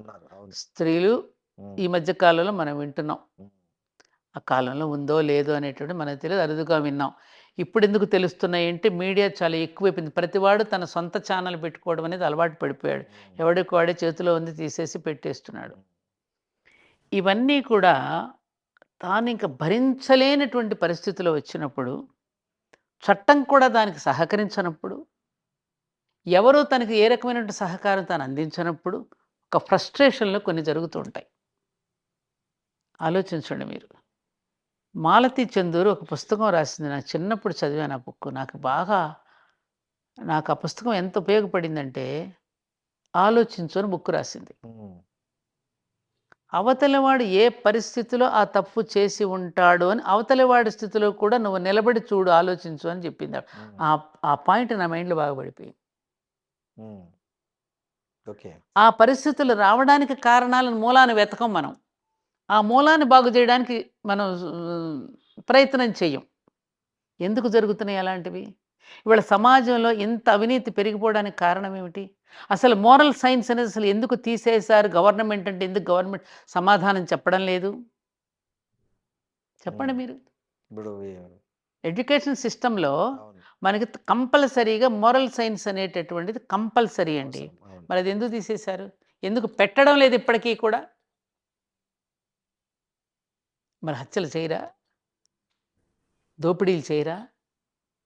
రోజు పిల్లలకి మీరు ఇన్నిన్ని దుకాణాలు తెరిచి దాని మీద ఆదాయం సంపాదించుకుంటున్నాం అంటున్నారే, మరి ఆ పిల్లలందరూ అట్లాంటి తాగేసేసి తందనాలు ఆడేసేసి ఆ మైకంలో ఆ మత్తులో భార్యని చంపుతాడు, బిడ్డల్ని చంపుతాడు, తనని తాను కూడా చంపుకుంటాడే. ఇది తెలియదా? ఆ స్థితిలో ఉన్నవాడు ఎలా ప్రవర్తిస్తాడో, జోదం ఆడేవాడు ఎటువంటి పరిస్థితిలో ఉంటాడో కూడా నువ్వు ధర్మరాజు కథను చూసావు కదా. అవును, ఆ జోదం అనే మైకంలో పడి తన భార్యనే పణంగా పెట్టేశాడే. మరి ఇవన్నీ మనకు తెలిసిన కథలేగా మనం చూస్తున్నాం కదా సమాజంలో. మరి వాటిని ఏం సరి చేసుకుంటున్నాం మనం? అవును, ఇది సమాజ శ్రేయస్సును కోరుకోవడమా? సమాజాన్ని భ్రష్టు పట్టించేసి వాళ్ళ మీద మనం పేలాలు ఏరుకోవడమా? ఆలోచించండి మీరు. అవును. నేను సామాన్య మహిళగా ఒక జర్నలిస్ట్ని అడుగుతున్నానని అనుకోండి, మీరేం చెప్తారు దీనికి? కరెక్ట్ కాదని చెప్తాను నేను. మరి ఎవరు కట్టాలి దీనికి? అదే మీరు రోజు అన్నట్లు చూస్తున్నారండి అవును. సమాజాన్ని సంస్కరించడానికి కలిసిన చర్యలు మీకేం కనిపిస్తున్నాయి? ఏమీ లేవు. అన్నీ చెడగొట్టే ప్రయత్నాలు ఎక్కువ అదే కదా. జరుగుతున్నాయి. సోషల్ మీడియా, నువ్వు ఒక సినిమా మొబైలు. చూసినా, అవును, ఒక మొబైల్ చేత పట్టుకున్నా, అవును, ఏది పట్టుకున్నా మనకి సమాజాన్ని భ్రష్టు పట్టించేదే ఎక్కువ కనపడుతుంది తప్ప, సమాజాన్ని బాగు చేయడానికి మాలాంటి కొన్ని సంస్థలు కృషి చేస్తున్నాయి. చాలా చేస్తున్నాయి. అదెంత సరిపోతుంది? సరిపోదు. ఇదేమి ఇంత పెరిగిపోతుంది. ఇదెంత దానికి దీనికి ఇప్పుడు ఆహ్, రాక్షసుల యొక్క శక్తి బాగా పెరిగిపోయినప్పుడు, దేవతలకు కూడా శక్తి తరిగిపోయినప్పుడు ఏమీ చేయలేని నిస్సహాయ స్థితిలో పడి విష్ణుమూర్తిని మొరపెట్టుకున్నారనే గాథలు మనం చదివాం. అవును, అది నడుస్తోందిగా. అవును, అది నడుస్తోందిగా. చివరికి బాబు ఇక మా వల్ల ఏం కాదు, నువ్వే దిగిరావయ్యా, యదా యదా హి ధర్మస్య గ్లానిర్భవతి భారత చదువుకున్నాంగా. ఇంకెప్పుడు దిగి వస్తావయ్యా అని ఎదురు చూసే పరిస్థితిలో ఉన్నాం మేము. వస్తాడంటారా? ఆ? వస్తాడంటారా? అయ్యో తప్పకుండా. ఉహు. తప్పకుండానండి. ఆల్రెడీ కొంత నేచర్ స్టార్ట్ చేసింది. మీరు గమనిస్తున్నారో లేదో, నేను గమనిస్తున్నా. ఆల్రెడీ నేచర్ స్టార్ట్ చేసింది. వాడు ఎంతటి వాడైనా, ఉమ్, వాడు ఎన్ని కోట్లు సంపాదించినా, ఎంత అధికారంలో ఉన్నా, వాడు ఎంత గొప్పవాడైనా, వాడు చీఫ్ జస్టిస్ అవనివ్వండి, ప్రైమ్ మినిస్టర్ అవనివ్వండి, చీఫ్ మినిస్టర్ అవనండి, ఎవరైనా అవనండి, వాడి కర్మఫలాన్ని వాడు అనుభవించవలసిందే. ఉమ్, నేనైనా, మీరైనా, ఎవరమైనా. అవును, ఎవరమైనా. అది దేవతలే చెప్పారు కదా. దేవతలమైనటువంటి మేము కూడా కాలానికి వశమే. కాలపురుషుడి చేతిలోనే ఉన్నాం. Tie time is the healing balm. కాలమే పరిష్కరిస్తుంది, కాలమే పరిష్కరిస్తుంది అని దేవతలు వాళ్ళే అన్నారుగా. మేము కూడా దానికి అతీతులం కాదని దేవుళ్ళే. మరి మనం ఎంతండి? అంటే ఈ ఆడవాళ్ళ వస్త్రధారణ మీద కూడా ఈ మధ్య కొంచెం బాగా చర్చ జరిగింది. మీరు ఒక ఉమెన్గా మీరు ఏంటి, దేన్ని కరెక్ట్ అంటారు? అంటే మహిళలకు సంబంధించి కట్టుబొట్టు అనేటివి పురుషులు నిర్దేశించేటివా, లేదా స్త్రీ తనకు తానుగా ఏది తనకు నచ్చినట్లు తను ఉండడమా? పురుషులు ఎప్పుడూ కూడా ఎవరిని దేని మీద నిర్దేశించలేదండి. ఉమ్, మనకి కొన్ని నియమాలని ఋషులు నిర్దేశించి చెప్పారు. ఉమ్. ఋషులు పురుషులే కదా అంటారు అట్లా. అమ్మ ఋషికలు కూడా ఉన్నారుగా. ఉన్నారు. అక్కడ స్త్రీ పురుష భేదం ఉండదు. అవును, ప్రకృతి పురుషులు అంటే ఉమ్, పురుషుడు అంటే అక్కడ ఏమిటని అర్థం అంటే మానవులు అని అర్థం. అలాగే ఋషులు అంటే ఏమిటంటే, మరి వాళ్ళకేముంది, ఒక అంగవస్త్రమేగా అలా అనుకుంటే నువ్వు అవును, చూస్తే. అవును, ఆచ్ఛాదన కూడా ఉండేది కాదుగా. వాళ్ళు తపస్సు అంటే ఒకప్పుడు ఆదిమ మానవుల్ని మీరు చూశారు, అవును, కథలు విన్నారు. ఏ అవును, వస్త్రం లేదు, ఆకులు అలములు కట్టుకుని తిరిగారు వాళ్ళు, అవునా? అవును, వాస్తవం. తర్వాత ఒక నాగరిక మానవుడిగా ఈ విధంగా మనం రూపాంతరం చెందడానికి ఎవల్యూషన్, మీరు తెలుసు డార్విన్ సిద్ధాంతం అనండి, మన జంతు పరిణామం నుంచి ఇలా వచ్చి వాళ్ళు ఇలా నిలబడగలిగాం. ఉమ్, ఆ నిలబడుతూ ఉన్నటువంటి క్రమంలో సమాజంలో కూడా రకరకాల మార్పులు వస్తాయి. ఉమ్, అవునా? మనలో కూడా కొంత జంతువులో ఉండేటువంటి ఒక ప్రవృత్తి ఉంటుందిగా, ఉంటుంది. మృగం. ఖచ్చితంగా. వాడిలో నిద్రపోతున్న మృగాన్ని మనం మేల్కొల్పాలి అంటే ఏం చేయాలి? వాడికి ఇష్టమైంది పెడతావు. అవును. అప్పుడు మేల్కొంటాడు. హ్మ్. అవునా? అవును. అందుకని ఆ మృగాన్ని మేలుకొల్పకుండా ఉండడం కోసమని కొన్ని చర్యలు తీసుకున్నారు. హ్మ్. ఆ చర్యలు ఎలా ఉండాలంటే, మనం ఆహారం నియమాలు, ఆహారం అండ్ ఆహార్యం. ఆహార్యం అంటే బట్టలు, వస్త్రాలు. అవును. ఏ వస్త్రాలు కట్టుకుంటే, ఎలా ధరిస్తే వాడు ఆరోగ్యంగా ఉంటాడు, సమాజం కూడా ఆరోగ్యంగా ఉంటుంది. హ్మ్. వ్యక్తి, సమాజం అవును. కదా! అవును. ఈ రెండింటిని గురించి కదా ఆలోచించింది. హ్మ్. వ్యక్తి నిర్మాణమే సమాజ నిర్మాణం కదా నాన్న. అవును. ఈ వ్యక్తి బయటికి ఉంటాడు కదా! సోషల్ బీయింగ్ మనం. అవును. ఆ బయటికి వెళ్ళినప్పుడు ఎలా ఉండాలనే దానికి వాళ్ళు ఒక చక్కని రచన చేసి మనకు అందించారు. ఎవరు? అనుభవజ్ఞులైనటువంటి పూర్వీకులు, మహానుభావులు, అంటే అనుభవం గడించినటువంటి వాళ్ళు. హ్మ్. వాళ్ళ యొక్క సూచన మేరకు మనం ధరించటం అనేది అనూచానంగా మనకు ఒక గొప్ప సంప్రదాయంగా వస్తుంది. ఆ సంప్రదాయాన్ని గనుక అనుసరిస్తే సమాజం శోభాయమానంగా ఉంటుంది, ఆరోగ్యవంతంగా ఉంటుందని పెట్టారు. అది తప్పి మనకు వ్యతిరేకంగా మనం ప్రవర్తిస్తే దానివల్ల మనమే నష్టపోతాం. నష్టపోతున్నామా లేదా? పోతున్నాం. అదేమంటే నువ్వు అలా చూడొద్దు అని అంటారు. అరే! మానవుడికి చూడడం అనేది అతని స్వభావం. హ్మ్. ఒకాయన ఎవరో నాకు ఒకసారి ఒక ఫిల్మ్ డైరెక్టర్ తిలక్ గారు అని ఉండేవారు. హ్మ్.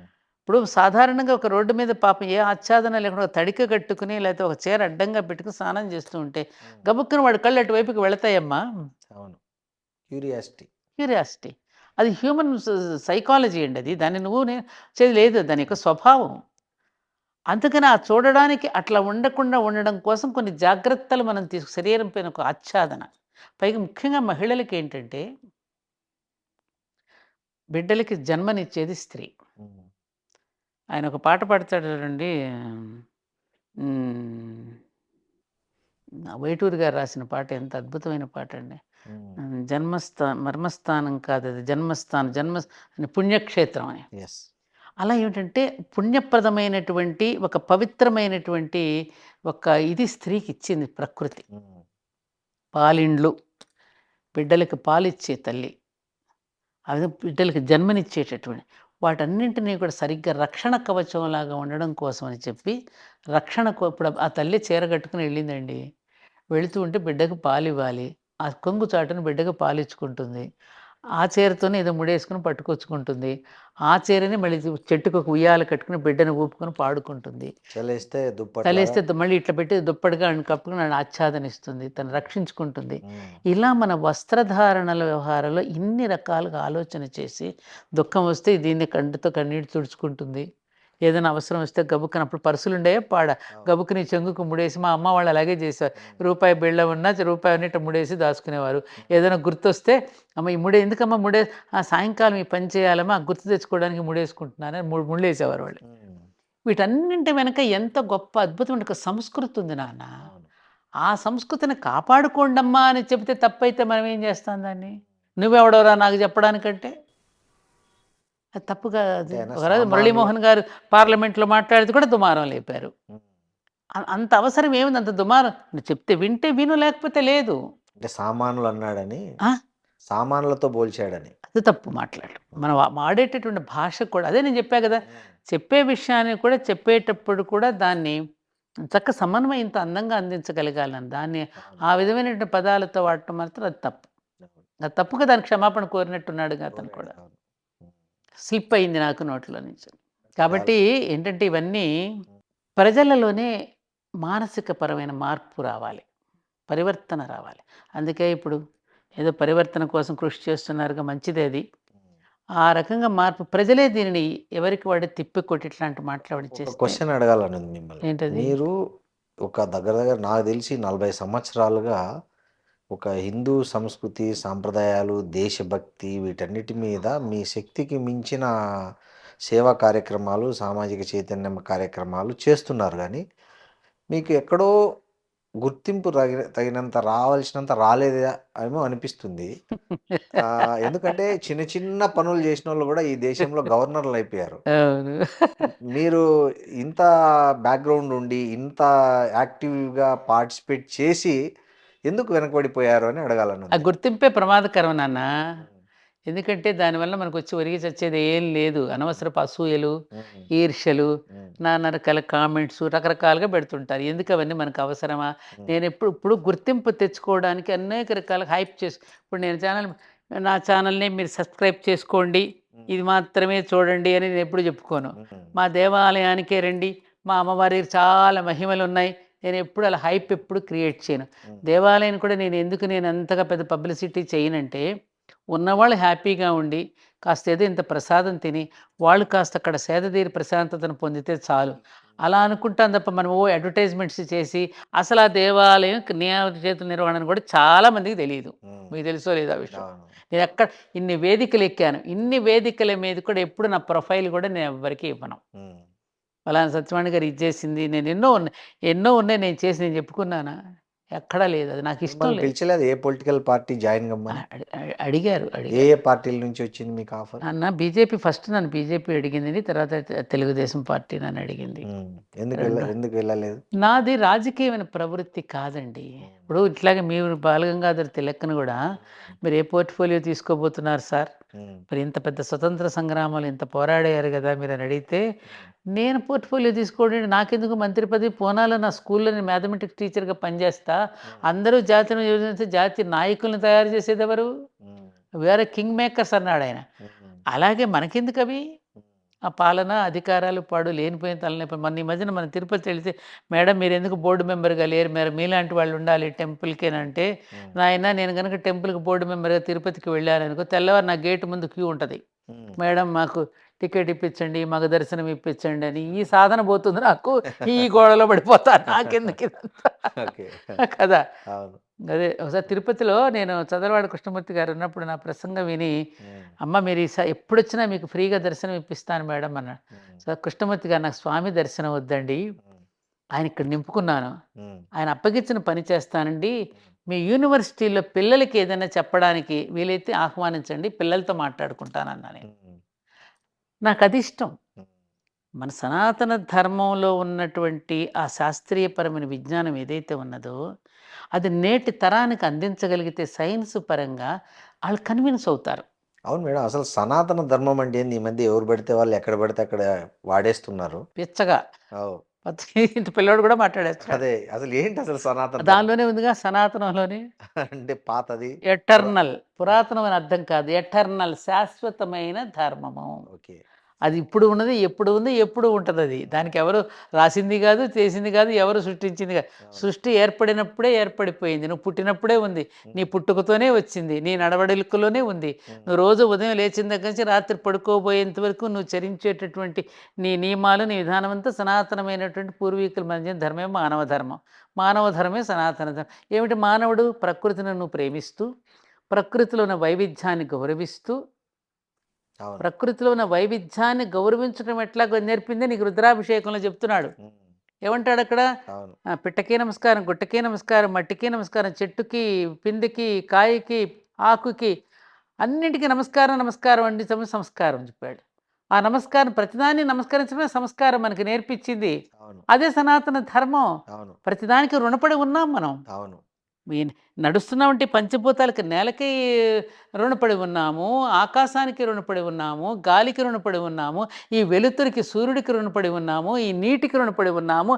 ఇది మహమ్మదీయులకి ఒక నీళ్లు, హిందువులకు ఒక నీళ్లు, మహమ్మదీయుడికి ఒక సూర్యుడు, హిందువులకు ఒక సూర్యుడు, క్రైస్తవులకు ఒక నేల, మనకొక ఉన్నాయా? లేవు, అన్ని కామన్. బ్రహ్మం ఒక్కటే, పరబ్రహ్మం ఒక్కటే అని చెప్పి ఒక పక్క పాట పాడుకుంటున్నాం, ఇన్ని రకాలు వింటున్నాం, మళ్ళీ తెల్లారిస్తే ఏఆర్ రెహమాన్ గారు ఇలాంటి మాట్లాడుతున్నారు. What is this? ఇప్పుడు కొంతమంది రాజకీయ నాయకులు కూడా, ముఖ్యంగా హిందూ, అందుకే నేను అంటున్నా, ఈ విద్యను మనం అందించగలగాలి ప్రజలకి. ఏమన్నా రాజకీయ నాయకులు నేను సనాతన ధర్మ పరిరక్షణ కోసం పాటుపడుతున్నా అంటుంటారు కదా, అసలు వాళ్ళకి తెలిసి మాట్లాడుతున్నారా, తెలియక మాట్లాడుతున్నారా? తప్పుడు మాట అది. సనాతన ధర్మం కోసం నువ్వు పాటుపడటం ఏంటయ్యా? ఆవిడే వింటే కనుక ఆ సనాతన ధర్మమే నవ్వుతుంది వీళ్ళని చూసి. దుప్పదేగా, సనాతన ధర్మాన్ని నువ్వు ఆచరిస్తేనే కాపాడుతా, నువ్వు నన్ను రక్షించడమే, ట్రాప్ సృష్టించిన వాడిని నీడు రక్షిస్తాడా?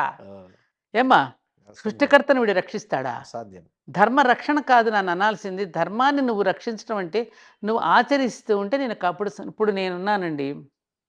సంప్రదాయబద్ధంగా అంటే ఇది సత్సంప్రదాయబద్ధంగా నేను జీవిస్తూ ఉంటే ఉమ్, ఆ జీవన విధానం నా ఆరోగ్యానికి ఉందిగా. నాకు వాళ్ళ బీపీ లేదు, షుగర్ లేదు నాన్న.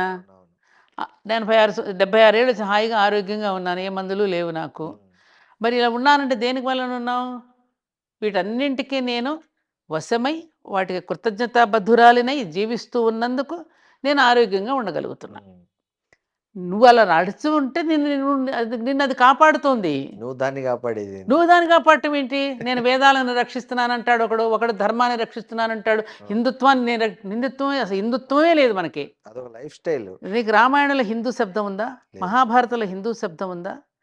ఇది ఎవడో పెట్టిన పదం. మన అవును. సనాతన ధర్మం. నువ్వెవరు అంటే నేను సనాతని. ఇది కదా మన పదం. ఏదో పెట్టాడు వాడుకుంటున్నాం. ఏదో ఇంగ్లీష్ క్యాలెండర్ వాడుకుంటున్నట్టుగా. అవును. న్యాయంగా అయితే మన క్యాలెండర్ ఏమిటి? ఉగాది నుంచి. అవునవును. కానీ మన ఇంగ్లీష్ క్యాలెండర్ వాడుకుంటున్నట్టుగానే హిందూ పదాన్ని వాడుకుంటున్నాం. ఉమ్, కరెక్టా కాదా? కరెక్టే, ఏ నాన్న? అవును. కాబట్టి వాడుకుంటున్నాం కాబట్టి ఆ పదం వాడుతున్నాం. అవును.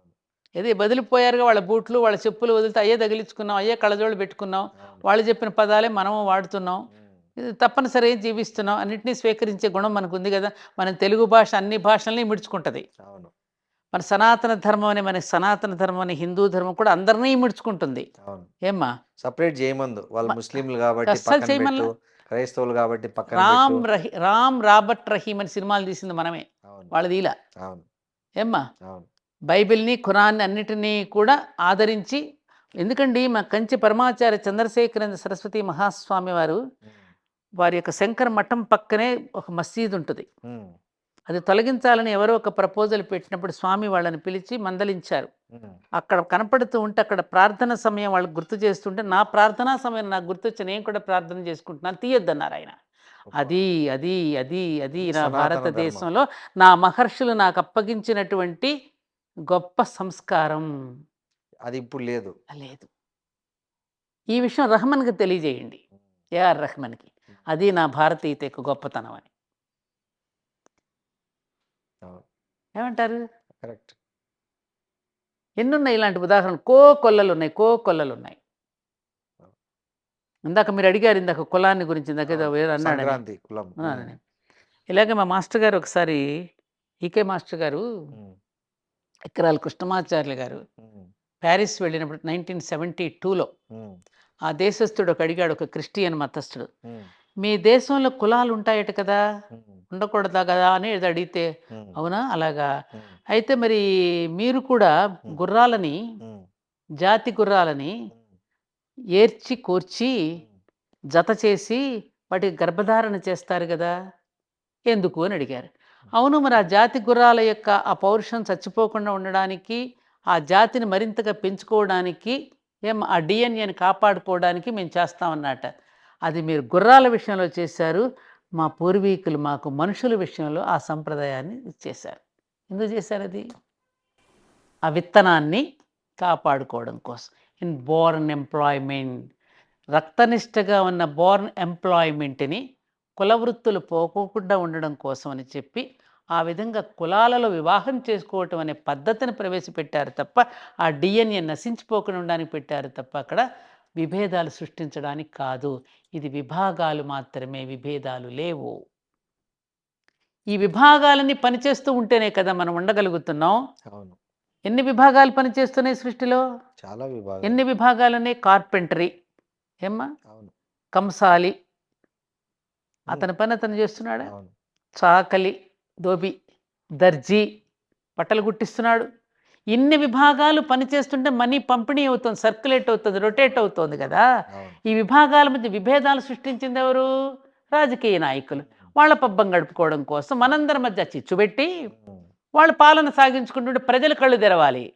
ఒరే, మనందరి మధ్య ఈ విధంగా చిచ్చు పెట్టి వీళ్ళు పబ్బం గడుపుకుంటున్నారా, మనం ఏకం అవ్వాలని ఒకళ్ళకొకళ్ళు షేక్ హ్యాండ్ ఇచ్చుకుని అన్ని కులాల వాళ్ళు కలిసి వీళ్ళకి బుద్ధి చెప్పే రోజు రావాలి.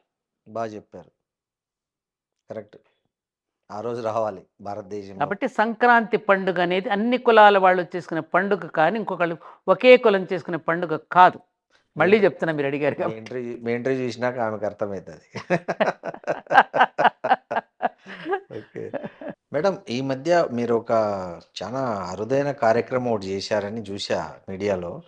ఈ పారిశుద్ధ్య కార్మికులను దగ్గర దగ్గర 101 మందో 108. 108 మందిని పిలిచి మీరు వారి పాదాలను కడిగి వాళ్ళకి బట్టలు పెట్టారు. అవును. అసలు ఏంది ఈ కాన్సెప్ట్? నాకు అంటే మీకు దీని అంటే ఉమ్, మన ధర్మపురి క్షేత్రం ఉమ్, మానవ ధర్మ శిక్షణా కేంద్రం. ఇప్పుడు మనం పూజ చేస్తున్న మానవ ధర్మాన్ని తెలుసుకుంటూనే మనం పూజ చేస్తాం. అంటే సజీవ విగ్రహాలకు చేసే ఆరాధన నిమిత్తమై విగ్రహారాధన చేస్తున్నావు నువ్వు. అవును. ఇంటికి అతిథి వస్తే నువ్వు ఎలాంటి మర్యాదలు చేస్తావో అక్కడ విగ్రహం ముందు కూడా నువ్వు అవే చేస్తున్నావు కదా, ఉపచారాలు. అది నేనేం చేస్తానంటే మానవ ధర్మాన్ని మేలుకొల్పడానికి ఎప్పటికప్పుడు ఉమ్, 108 అనే సంఖ్యను నేను సంకేతంగా తీసుకుని ఉమ్, ఒక సంవత్సరం 108 మంది చేనేత కార్మికులు ఈ బట్టలు నేసి ఇచ్చేది ఎవరు మనకి? వాళ్ళే ఏమ్మా? వాళ్ళే. ఒక సంవత్సరం రైతు దంపతులు. ఉమ్, అసలు రైతు లేకపోతే మనకేముంది? అవును. ఆ పార్వతీ పరమేశ్వరులకి ఈ భూమి మీద నడిచేటటువంటి పార్వతీ పరమేశ్వరు రైతు దంపతులే. ఉమ్, ఆయన పొలంలో ఉంటాడు, ఆయన కైలాసంలో ఉంటాడు. రైతు ఏమో పొలంలో ఉంటాడు, అవును.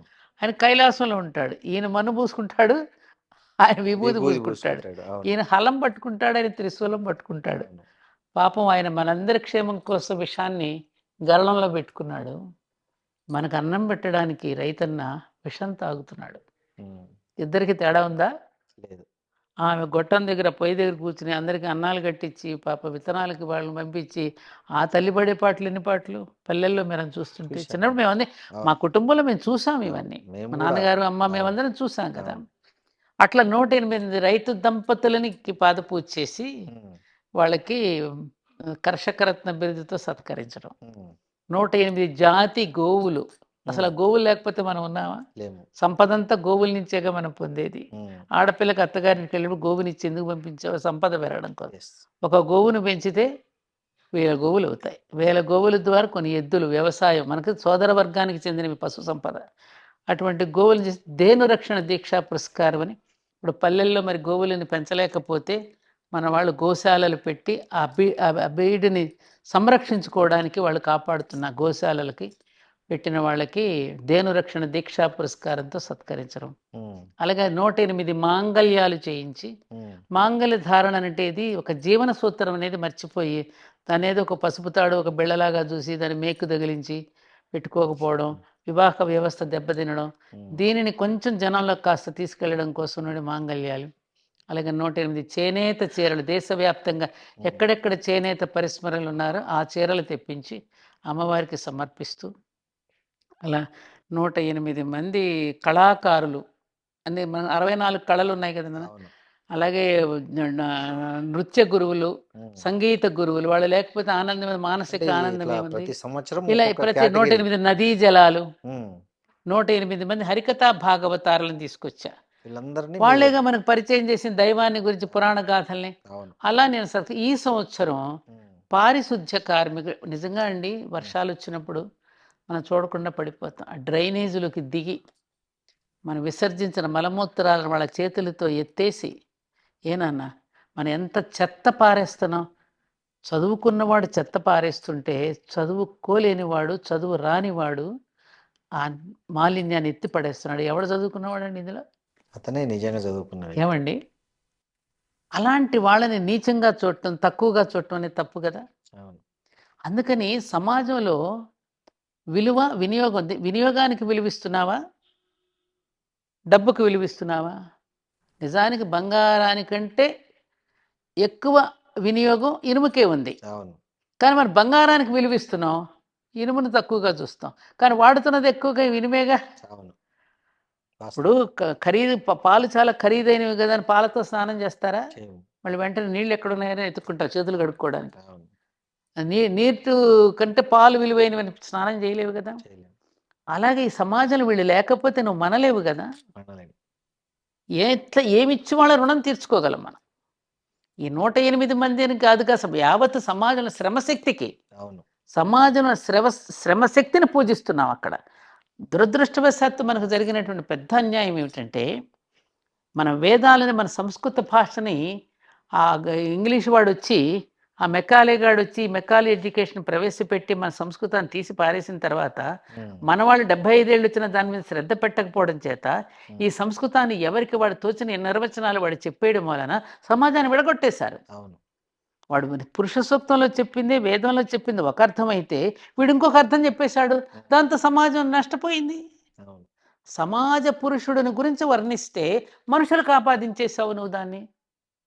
శ్రమ అంటే పాదాలంటే మేము మమ్మల్ని పాదాలతో సోదర శక్తి పనికిరాందని దేవాలయాలకి రా. వాడు ఏం చెప్పాడు? శ్రమ చేసేవాళ్ళు దేవాలయాలకు రాకపోయినా పర్వాలేదు, వాళ్ళే దేవుళ్ళు అని వేదం చెప్పింది. ఎందుకంటే శరీరాన్ని తను సమర్పణ చేసుకుని చేస్తున్నాడు. Work is worship. అతన్ని ఇంకా పూజించాలి కానీ వాడు దూరంగా పెడితే ఎట్లా? నువ్వు రాకూడదనేసింది. రాకూడదని చెప్పలా, రాకపోయినా పర్వాలేదు అన్నారు. ఎంత తేడా చూడండి, ఎంత తేడా చూసారు. దానివల్ల ఎంత పెడర్థాలు వచ్చేసి ఇంత విశాలం ఉన్న మనది ఇంత కుంచుకుపోయేటట్టు చేశారే. ఎంత ఎంత ఎంత దారుణం అండి ఇది. అలాగే స్త్రీలు వేదాలు చదవకపోయినా పర్వాలేదు, ఆమె వేదం. ఎన్ని వేదనలను భరిస్తోంది ఆవిడ. పుట్టినప్పటి నుంచి చనిపోయేంత వరకు వేదనలే. త్యాగము, ప్రేమ, ఆవిడదంతా అమృతత్వమే. అటువంటి స్త్రీలు వేదంతో సమానం కాబట్టి వేదాలు చదవకపోయినా కొంపేమీ మునగదు అని కీర్తిస్తే స్త్రీలు వేదాలు చదవకూడదు. ఇలా ఇంటర్ప్రిటేషన్స్ అన్నీ రాంగ్ చేసేసి సమాజాన్ని దూరం పెట్టేశారు. విభేదాలు. అందుకని ఆ శ్రమశక్తిని గౌరవించడం కోసం ఇప్పుడు గుడిలో పూజారి, తీర్థమిచ్చే పూజారి అవసరమే, చెప్పులు కుట్టే సోదరుడు అవసరమే. రెండూ లేకపోయినా నడుస్తుందా నాన్న? ఎంతమంది పని చేస్తే గుడిలో, ఆ గుడి దేవాలయం కట్టింది ఎవరు? మోసిన కూలీలు ఎవరు? చెక్కిన శిల్పి ఎవరు? ఇవే. ఈ స్పృహలో లేడు మానవుడు. ఈ స్పృహను ఎప్పటికప్పుడు కలిగిస్తూ మనిషిని ఎప్పుడు కూడా ఆ పట్టాల నుండి చెదిరిపోనీయకుండా కాపాడుకునే మానవ ధర్మ శిక్షణా కేంద్రమే మన ధర్మపురి క్షేత్రం కావాలనేది ఆ కాన్సెప్ట్తో నడుస్తూ, ఆ నేపథ్యంలో ఈ సంవత్సరం 108 మంది కార్మికులకి పాదాలు కడిగి, మీరు మీ చేతులతోనే వాళ్ళ పాదాలు కడిగి ఈ మనసు అంటే అదే ఆ సృష్టిలో ఉన్న శ్రమశక్తికి 108 మంది సంఖ్య అనేది నమూనా. ఆ శ్రమశక్తికి పూజ, ఆ శ్రమ సౌందర్యానికి పూజ, ఆ శ్రామిక సౌందర్యానికి ఆరాధన. కడిగి వాళ్ళకు కొంచెం కొత్త బట్టలు వాళ్ళకి ఏదో చార్జ్ చేసి పాపం వచ్చారు కదా అక్కడక్కడ పిలవగానే. వాళ్ళంతా పిలవగానే వచ్చినందుకు మనకి కృతజ్ఞతలండి వాళ్ళకి. మనం ఒక మంచి కార్యం చేయడానికి కూడా అక్కడ అవకాశం మేడం. వాళ్ళు బహుశా నాకు తెలిసి మీరే ఫస్ట్ అట్లా వాళ్ళ కాళ్ళు కడిగి గౌరవించింది తెలియదు కానీ నేను ఇప్పుడు మనం తద్వారా రాజకీయంగా ఏదో లబ్ధి పొందాలి అని కూడా నాకు రాజకీయాలు లేను. అదే నేనేదో పెద్ద సొంగ సంస్కర్తనని చెప్పేసి నేనేదో పేరు ప్రతిష్టలు చేసుకుని ఏదో పోస్టులు తెచ్చుకోవాలని అది నాకు అసలు అక్కరే లేదు. ఏమ్మా, అక్కరే లేదు. ఈ భూమి మీద పుట్టినందుకు ఈ ఋషులు మనకు అందించినటువంటి ఫీల్ అయ్యారు వాళ్ళు మీరు ఇదంతా చేసిన తర్వాత? కానండి, ఒక్కటి మాత్రం నన్ను కదిలించిందండి. 3 అమ్మాయిలు లేచి గబగబా గేట్ బయటికి వెళ్ళిపోయారు. అమ్మో, ఆ తల్లి పాదాలకి మేము ఇవ్వము, మాకు పాపం వస్తుంది, ఆ తల్లితో మేము పాదాలు కడిగించుకొని లేచి వెళ్ళిపోయారు. మాకు పాపం అంటుకుంటుందని చెప్పేసి, లేదమ్మా నాకు ఆ పుణ్యాన్ని ఇవ్వండి అని రాలా వాళ్ళు 3. మిగతా వాళ్ళందరికీ ఇక్కడ, వాళ్ళు మాత్రం రావంటే అప్పుడు నాకు పాండురంగడు కథ గుర్తొచ్చింది. పాండురంగడు కథ కూడా ఇదే కదా. శ్రీకృష్ణుడు నాకు తలనొప్పిగా ఉంది అని శిరోవేదనతో బాధపడుతూ ఉంటే ఎంతమంది వైద్యులు వచ్చినా ఆయన తగ్గకపోతే కృష్ణుడు అంటాడు, ఈ మందులకి ఏం తగ్గే శిరోభారం కాదు నాది. ఎవరైతే నాకు నిజమైనటువంటి భక్తులు ఉంటారో ఆ భక్తుల యొక్క పాదధూళిని నాకు నుదుటన పెడితే అప్పుడు ఈ జబ్బు తగ్గుతుందని చెప్తాడు నారదుడు మహర్షి. చెబితే ఈ భార్యలు, అష్టభార్యలు వీళ్ళందరూ అమ్మ మాకు పాపం తగులుతుంది, మా పాదధూళి ఆయనకి ఎలా రాస్తాం అని ఎవరు ఒక భక్తురాలు వచ్చిస్తుంది. అదేగా పాండురంగడు కథ. నాకు పాపం తగిలినా పర్వాలేదు, నేను ఇస్తాను నా పాదధూళి అని రాస్తుంది. నాకు అమ్మాయి అనగానే వెంటనే నాకు అది గుర్తొచ్చింది. అయ్యా చూసారా వాళ్ళలో ఉన్న. అయ్యా ఇంకొక గమ్మత్తు ఏంటంటే, ఇంకొకళ్ళు కామెంట్ చేశారు. సాధారణంగా మనకు పెళ్ళిళ్ళకి వెళ్తే రిటర్న్ గిఫ్ట్స్ ఇస్తారుగా. రిటర్న్ గిఫ్ట్స్ ఇస్తే కారులో కూర్చోగానే ఇవ్వగానే వీళ్ళందరూ ఏమి ఇచ్చారని ఎత్తుక్కుంటారు. వాళ్ళకి అన్ని కవర్లో మేము బట్టలు పెట్టి అన్నీ ఇస్తే ఒక ఆయన, అమ్మ నేను గమనించాను, ఒక్కళ్ళు కూడా కవరిప్పి చూసుకోలేదమ్మా వాళ్ళు. వాళ్ళ గొప్పతనం. ఇంత డిసిప్లిన్ గా కూర్చున్నారు, ఒదిగి కూర్చున్నారంటే ఆ భగవంతుడి ముందు ఒదిగి కూర్చున్నారంటే పెళ్లి పెద్దల్ని కూడా వాళ్ళనే చేశాను నేను. శివుడి తరపున వాళ్ళ బంధువులని. వాళ్ళు ఎంత ఎంజాయ్ చేశారు. వాళ్ళే పెళ్లి పెద్దలు ఆ రోజున. గ్రేట్. వాళ్ళే ఎంజాయ్ చేశారు. శివుడి తరపున గణాలుగా మేము ఎంత కలిసి వచ్చామని. అమ్మ అయ్యవారి తరపున నేను, నా గణాలు వీళ్ళంతా అన్నట్టుగా సరదాగా మేము వాళ్ళ వేడుకగా చేసుకుంటే ఎంత ఎంజాయ్ చేశారో వాళ్ళు. సూపర్. వాళ్ళలో ఆ సంస్కారం. ఏం చదువుకున్నారయ్యా? అవును. ఇప్పుడు మున్సిపాలిటీ నారాయణమ్మ ఉమ్, వర్కర్గా జీహెచ్ఎంసీ నారాయణమ్మ ఎంత అద్భుతమైన పద్యాలు చెప్తుందయ్యా, ఉమ్, ఎంత చక్కని తత్వగీతాలు పాడుతుంది. ఆవిడ కూడా వచ్చింది ఆ రోజున. ఓ, ఆమె కూడా పాదాలు గడికి పూజ చేసాం. ఓకే. చెప్తున్న విషయం ఎందుకనంటేనా, మానవ ధర్మాన్ని మేలుకొల్పుకోవడానికే మానసికపరమైనటువంటి మార్పుని గుడిలో ఎట్టయితే నిర్మాల్యాన్ని ఏ రోజుకి ఆ రోజు తీసేస్తున్నామో, మన శరీరంలోని నిర్మాల్యాన్ని ఏ రోజైతే స్నానం చేసి తీసేస్తున్నామో, మన మనోమాలిన్యాన్ని తొలగించుకోవడానికే దేవాలయ దర్శనం. Yes. పూజలు కొట్టి కొబ్బరికాయలు కొట్టి నాకెంత పుణ్యం కాదు కదా. కాదు. అది మేలుకొల్పేటటువంటి కేంద్రమే, శ్రద్ధా కేంద్రంగా, ఒక మానబిందులుగా మన దేవాలయాలు మన పూర్వీకులు మనకు అందించారు. అవును. అలాంటి నమూనా దేవాలయం మా దేవాలయం ధర్మపురి క్షేత్రం కావాలనేది నా ఆదర్శం. మేడం అక్కడ ఇంకా ఏవేవో కొత్తగా ఏవో చేస్తున్నట్టున్నారు ఇప్పుడు ఏదో. మర్చిపోయా, మంచి గుర్తు చేశారు. అరుంధతి వశిష్ఠుల యొక్క మందిరం, అదొక కౌన్సిలింగ్ సెంటర్ కావాలనేది నా ఇది. ఓకే. ఎందుకనంటే ఇవాళ పెళ్ళిళ్ళు ఒక విపరీతమైన పోకడలతో చేసేస్తున్నారు. ఎప్పుడంటే టైము, ఎప్పుడో అర్ధరాత్రి ఎప్పుడు పెళ్ళి అవుతుంది, నేను బయటికి తీసుకెళ్తాడు. అందులో ఈ డాజరింగ్, ఈ లైట్లు, నక్షత్రాలు ఎక్కడ కనపడితే అదిగో అరుంధతి నక్షత్రం అంటాడు. చూసే ఆయనకి కనిపించదు, చూపించే ఆయనకి కనిపించదు. ఆహా ఓహో అంటారు, వచ్చేస్తారు. అసలు ఈ అరుంధతి ఎవరు? ఎందుకు ఆ నక్షత్రం చూపిస్తున్నారు?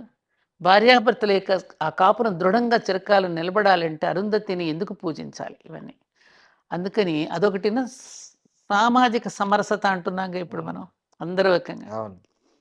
అందుకని అరుంధతి ఎటువంటి ఏ స్థితి నుంచి ఎలా ఎదిగింది, ఎందుకు వశిష్ఠుడు కూడా అంత ప్రియభామినిగా ఆవిడ ఎందుకు అంత ఇదయింది అనేది చూపించడానికి ఒక మందిరాన్ని, ఒక ప్రేరణ ఇవ్వడానికి కట్టిస్తూ, వివాహం చేసుకున్న వాళ్ళు, చేసుకోవడానికి ముందు వచ్చిన వాళ్ళు కూడా అక్కడికి వస్తే మనమే వాళ్ళకి చక్కగా బట్టలు పెట్టి కూర్చోబెట్టి, అమ్మ వివాహం చేసుకోబోతున్నారు మీరు, వైవాహిక జీవితం అంటే ఏమిటో వాళ్ళకి తెలియచేసి, ఆ సహజీవనంలో మాధుర్యాన్ని ఎలా పొందవచ్చో, ఎలా ఉంటే ఎలా పొందగలుగుతారో అవన్నీ చెప్పడం కోసమని నేను ఈ అరుంధతి వశిష్ఠుల మందిరం.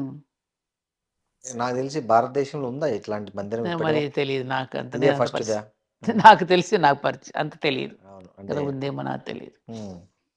సో ఏంటి మేడం మీ ఫ్యూచర్ డ్రీమ్ ఏంటి అసలు? ఏం లేదు నాన్న, దేవాలయం అనేది సమాజ సంక్షేమ కేంద్రం అని కదా.